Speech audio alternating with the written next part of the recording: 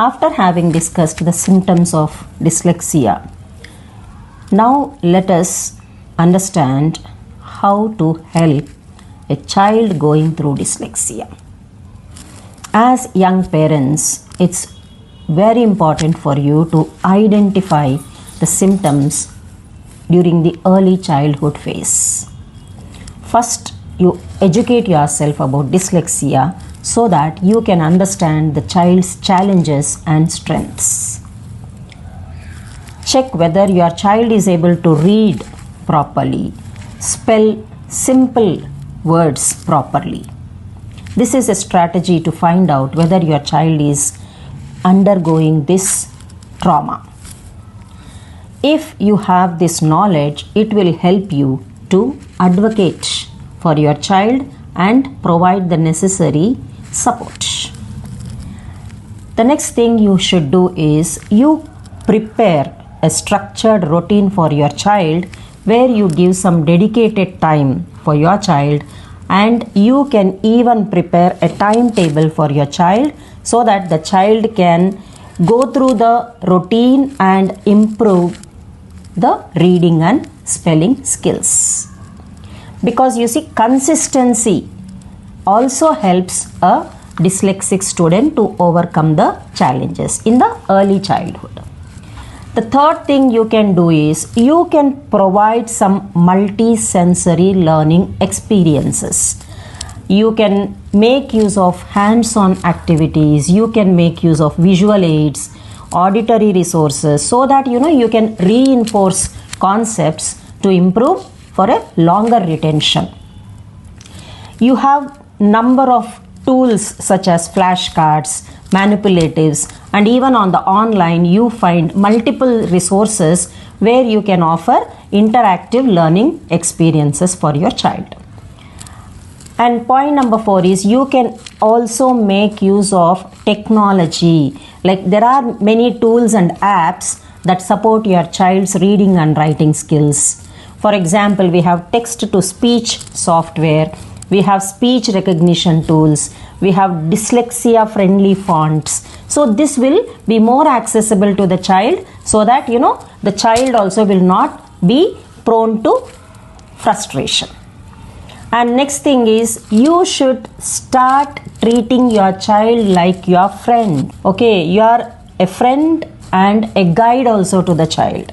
So you should start reading along with your child. You should start learning spellings along with your child so that the child also will develop a love for reading, and thereby it will be an encouragement to the child to learn spellings. And you can also play some funny games with the children, like you spell first, next let me do it. So in this way you can take turns and you can read, and then you can enhance the learning of the child.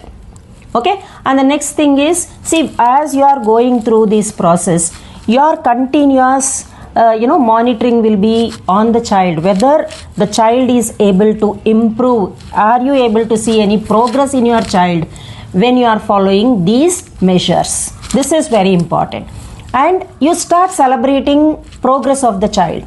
Now today you are assigning a small task to the child. Say for example, you ask the child to learn 4 or 5 spellings, and the next day the child is able to spell those words. Though there are some challenges and setbacks, it's fine. Okay, so let us have some patience. That is very, very important when you are training a dyslexic student. So when the child is able to reciprocate to you, respond to you, you appreciate the efforts of the child, praise the child, give small gifts to the child, and make the child feel proud. Okay, I have achieved something. Okay, and always deal it with positive mindset. And when you start focusing on your child's strengths and abilities, and when your child also starts understanding that yes, I am good at so and so thing, okay, then the child will also understand, okay, it's fine, if I am not good at something else, I can improve that. Okay, there are many children who may not be able to spell words, but they are excellent with handling tools. There are many children who are excellent in drawing, they are excellent in painting. See, There are so many ways where you can reinforce that learning process in the student. So the only thing you require is innovation and patience. Okay, and if at all you feel that in spite of taking all the efforts, it is not at all progressive, then it is time for you to seek the help of some professional. Okay, there are many professionals who support dyslexic children, but at the same time you cannot just rely on them, because as a parent it's also your journey along with the child, and this journey you are taking along with the child with a lot of perseverance, with a lot of patience and understanding. When you create a supportive and nurturing environment for the child, definitely the child is going to thrive. Okay, so you need not feel ashamed. There is nothing to feel ashamed of. Okay, even there are many great people who have gone through this trauma. Okay, our child is not alone. Our child is unique. Okay, our child is unique. Please start thinking in that way. Okay, it's not at all a flaw. There are so many entrepreneurs, there are so many artists, leaders, and they have come out of it by focusing on things in which they are good at. Okay, so you as a parent ensure that your child is improving day by day. Okay, and you make sure that you are giving some simple instructions to the children, and make sure there is a steady progress in the child.